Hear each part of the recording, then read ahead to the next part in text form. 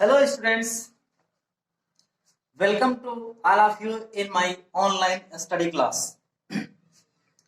Today let us learn about verb. आज हम लोग पढ़ेंगे verb. verb क्या होता है, कितने प्रकार होते हैं। तो सबसे पहले जानिए कि verb होता क्या है। शॉर्ट में अगर कहें तो verbs are action words, यानी कि क्रिया वास्तव में काम को दर्शाती है। किसको दर्शाती हैं? काम को दर्शाती हैं। अगर हम डेफिनेशन के तौर पर देखें तो क्रिया वे शब्द होते हैं जिनसे किसी कार्य का होना या करना पाया जाता है। यानी कि verb is a word which shows any action और स्टेट। बहुत ही फेमस राइटर पीसी रेन, जो कि व्याकरण की किताब भी लिखे, अगर उनके डेफिनेशन की बात करें तो पीसी रेन का डेफिनेशन है कि a verb is a word to tell something about a person और थिंग। अर्थात क्रिया वे शब्द होते हैं जो किसी व्यक्ति या वस्तु के बारे में हमें कुछ बताते हैं, जिनसे किसी कार्य का होना पाया जाता है। वर्ब जो होते हैं ये दो प्रकार के होते हैं। कितने प्रकार के? दो प्रकार के होते हैं। कौन कौन से? एक को हम कहते हैं फाइनाइट वर्ब। क्या कहते हैं? Finite verb. और दूसरे को हम क्या कहते हैं? Non finite verb. Finite verb और नॉन फाइनाइट वर्ब। अब फाइनाइट वर्ब क्या होता है, ध्यान सुनिएगा। फाइनाइट वर्ब ऐसे वर्ब होते हैं जिनके ऊपर टेंस और सब्जेक्ट का प्रभाव पड़ता है।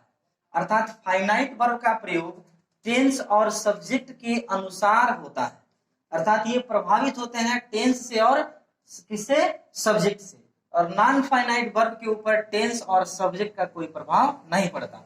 उदाहरण के द्वारा हम देखेंगे, जैसे अगर ये कहा जाए कि he plays football, he plays football, जबकि दूसरा सेंटेंस अगर लिखा जाए वी, तो ये देखिए प्ले हो गया फुटबॉल। वर्ब सेम है लेकिन यूज अलग अलग, इसमें एस जुड़ा है, इसमें नहीं जुड़ा है। अगर हम इसी को लिखे हैं कि I shall play football, I shall play football, तो ये जो है प्ले शैल के अनुसार ये फ्यूचर टेंस है। Play we play football plural है तो यस नहीं जोड़ा गया है, सिंगुलर है तो यस जोड़ा गया है। ये कौन सा टेंस होगा? प्रेजेंट टेंस में प्लेज और प्ले लग रहा है, इसके ऊपर टेंस का असर दिख रहा है। टेंस बदल गया तो ये हेल्पिंग वर्ब देख रहा है, शैल लगा, ये फ्यूचर टेंस है। अगर वही कहा जाए कि Ramesh played football, Ramesh played football, तो यहां देख रहे हैं ये जो होगा ना वो पास्ट टेंस होगा। क्या होगा? पास्ट टेंस होगा। देखिए ध्यान से, प्लेड सेकंड फॉर्म लगा है, प्ले फर्स्ट फॉर्म है लेकिन शैल लग गया, प्ले सीधे सब्जेक्ट के साथ यूज हुआ है, प्लेज एस जोड़ के यूज हुआ है। तो ऐसे हम कहते हैं प्ले सब में यूज हुआ लेकिन वो उसके ऊपर सेंटेंस में सब्जेक्ट क्या असर पड़ रहा है, टेंस का भी असर पड़ रहा है। तो इस तरह से फाइनाइट वर्ब वो वर्ब होते हैं जिनके ऊपर किसका किसका प्रभाव पड़ेगा? सब्जेक्ट का और टेंस का। Non finite verb, non finite verb के ऊपर टेंस का कोई असर नहीं पड़ता। जैसे अगर ये कहा जाए smoking is injurious to health,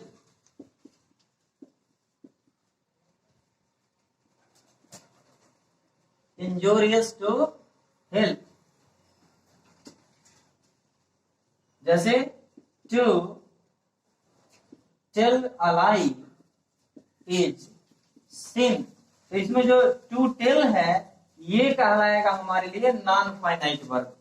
smoking जो है ये कहलाएगा नॉन फाइनाइट वर्ब, क्योंकि नॉन फाइनाइट वर्ब जो होते हैं वो तीन प्रकार के होते हैं। कितने प्रकार के?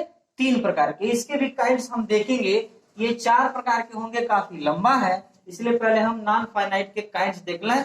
पहले को हम कहते हैं पार्टिसिपल, ये जो होता है पार्टिसिपल होता है, दूसरा होता है जीरंड और तीसरा होता है इन्फिनेटिव। इन्फिनेटिव तो ये पार्टिसिपल, जिरंड और इन्फिनेटिव। पार्टिसिपल क्या होते हैं? पार्टिसिपल भी जो होते हैं उसमें 3 प्रकार के होते हैं। प्रेजेंट पार्टिसिपल है, पास्ट पार्टिसिपल है, परफेक्ट पार्टिसिपल है। जिरंड क्या होता है? वर्ब के आईएनजी फॉर्म को हम जिरंड कहते हैं, इसका प्रयोग नाउन के रूप में होता है। इन्फिनेटिव क्या होता है? इन्फिनेटिव वर्ब के पहले टू लगाता है, टू टेल क्या है? इन्फिनेटिव है, तो इसको हम कहते हैं इन्फिनेटिव, यानी कि वर्ब के पहले टू लगा देने से, अर्थात टू प्लस वर्ब को हम कहते हैं क्या? इन्फिनेटिव। और वर्ब के आईएनजी फॉर्म को हम क्या कहते हैं? जिरंड। और ये तो 3 प्रकार के हमने बताया। और अब देखते हैं फाइनाइट वर्ब। और फाइनाइट वर्ब 4 प्रकार के होते हैं। कौन कौन से? पहला होता है इनट्रांजिटिव वर्ब, दूसरा होता है ट्रांजिटिव वर्ब, तीसरा लिंकिंग और चौथा ऑक्सिलरी वर्ब। तो इनट्रांजिटिव वर्ब को हिंदी में कहते हैं अकर्मक क्रिया, और ट्रांजिटिव को कहते हैं सकर्मक क्रिया। पहले इन दोनों को हम अच्छे से देख लें। इनट्रांजिटिव वर्ब किसे कहते हैं?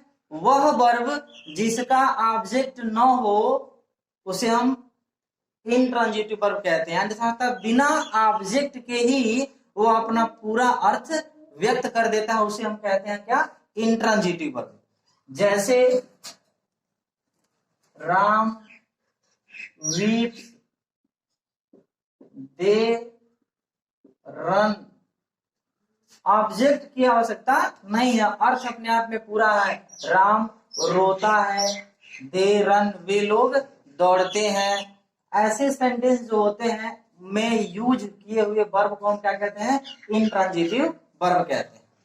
इनट्रांजिटिव वर्ब के लिए एक चीज बता दें, इनट्रांजिटिव वर्ब पहचानने के लिए उस सेंटेंस में हिंदी में क्या लगा के प्रश्न करने पर कोई उत्तर नहीं मिलता, ऐसे वर्ब को हम कहते हैं इनट्रांजिटिव वर्ब। ट्रांजिटिव वर्ब क्या होता है? ऐसा वर्ब जो विथ ऑब्जेक्ट प्रयोग किया जाए, अर्थात ऑब्जेक्ट के साथ आता है। जिस वर्ब का ऑब्जेक्ट होता है उसे हम कहते हैं ट्रांजिटिव वर्ब, अर्थात ये बिना ऑब्जेक्ट के उसका अर्थ पूर्ण नहीं होता है। जैसे ये कहा जाए कि ही प्लेज हॉकी, जैसे ये कहा जाए कि they are singing a song, तो ये प्लेज का जो ऑब्जेक्ट है वो क्या है? हॉकी। सिंगिंग का ऑब्जेक्ट क्या है? A song. कैसे पहचानेंगे कि ये ट्रांजिटिव वर्ब है? ट्रांजिटिव वर्ब में क्या करते हैं हम?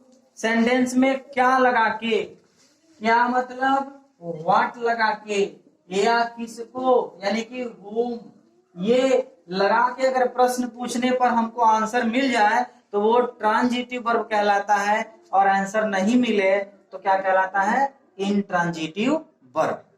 तो ट्रांजिटिव और इनट्रांजिटिव वर्ब। लिंकिंग वर्ब किसे कहते हैं? लिंकिंग वर्ब वह वर्ब होता है जो अपने अर्थ के लिए कंप्लीमेंट को तलाशता है, अर्थात लिंकिंग वर्ब का अर्थ स्पष्ट करने के लिए कंप्लीमेंट की आवश्यकता पड़ती है, ऑब्जेक्ट की नहीं। जैसे ये कहा जाए कि Suresh is a doctor, Suresh is a doctor, तो इज जो है ये लिंकिंग वर्ब कहलाएगा, क्योंकि अ डॉक्टर क्या है? कंप्लीमेंट। जैसे he was very famous, he was very famous, तो जो वाज है वो क्या कहलाएगा? लिंकिंग वर्ब कहलाएगा। वेरी फेमस जो है ये क्या हो जाएगा? इसका कॉम्प्लीमेंट हो जाएगा। और अब ऑक्सिलरी वर्ब।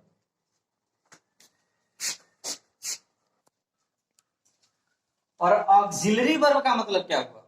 ऑक्सिलरी वर्ब का मतलब सीधा सीधा हम सामान्य शब्दों में कह सकते हैं हेल्पिंग वर्ब, अर्थात ये ऑक्सिलरी वर्ब का मतलब क्या हो गया? हेल्पिंग वर्ब,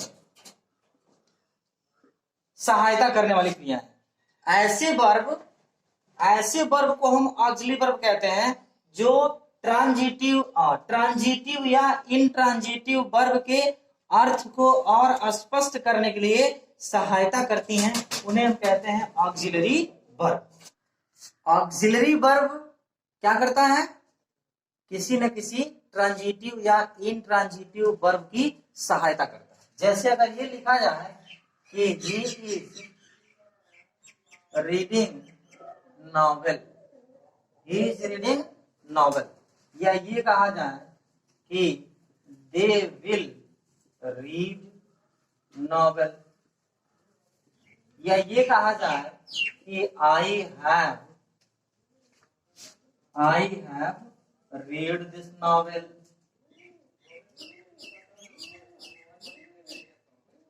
जरा ध्यान दें, सभी सेंटेंस में वर्ब रीड का प्रयोग हुआ है, लेकिन तीनों का अर्थ अलग अलग होगा। कैसे?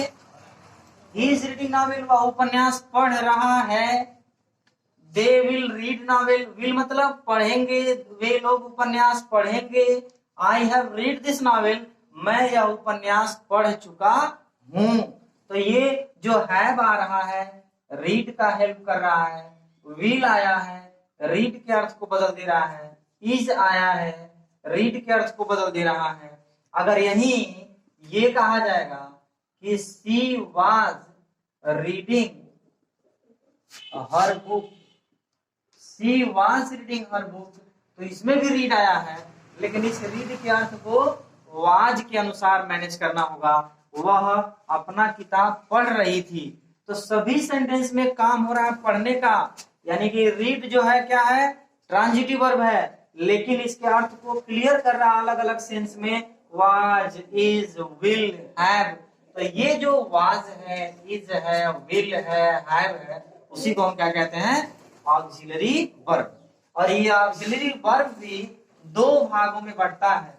कितने भागों में? दो भागों में। पहले को हम कहते हैं प्राइमरी ऑक्सिलरी और दूसरे को हम कहते हैं मॉडल ऑक्सिलरी। प्राइमरी ऑक्सिलरी और मॉडल ऑक्सिलरी। प्राइमरी ऑक्सिलरी क्या होता है? प्राइमरी ऑक्सिलरी में मुख्य रूप से तीन चीजें हैं, बी, डू और हैव। बी, डू और हैव, ये तीन चीजें हैं इसमें। बी मतलब क्या हो गया? बी मतलब हो गया इज, एम, आर, वाज, वर। ये पांच लोग होते हैं किसमें? बी के फॉर्म कहलाते हैं। और डू मतलब क्या हो गया? डू का मतलब हुआ डू, डज और डिड। और हैव क्या हुआ? तो हैव का मतलब हुआ हैज, हैव और हैड। ये कहलाते हैं क्या? Primary auxiliaries. Primary auxiliaries. और ये मॉडल ऑक्सिलरी क्या होते हैं? तो मॉडल ऑक्सिलरीज में अन्य जो हेल्पिंग वर्ब हैं, जैसे विल हुआ, शैल हुआ, वुड हुआ, शुड है, SHOULD शुड है, मस्ट है, ought to है, ओके, यूज्ड टू है, डेयर है, नीड है, तो एंड एक्सेट्रा। तो इस तरह से इन लोगों को हम क्या कहते हैं? Model auxiliary. मॉडल ऑक्सिलरी का मतलब थोड़ा समझिए। मॉडल ऑक्सिलरी वास्तव में ये मॉडल जो शब्द है वो MOOD मूड से मिलके बना है।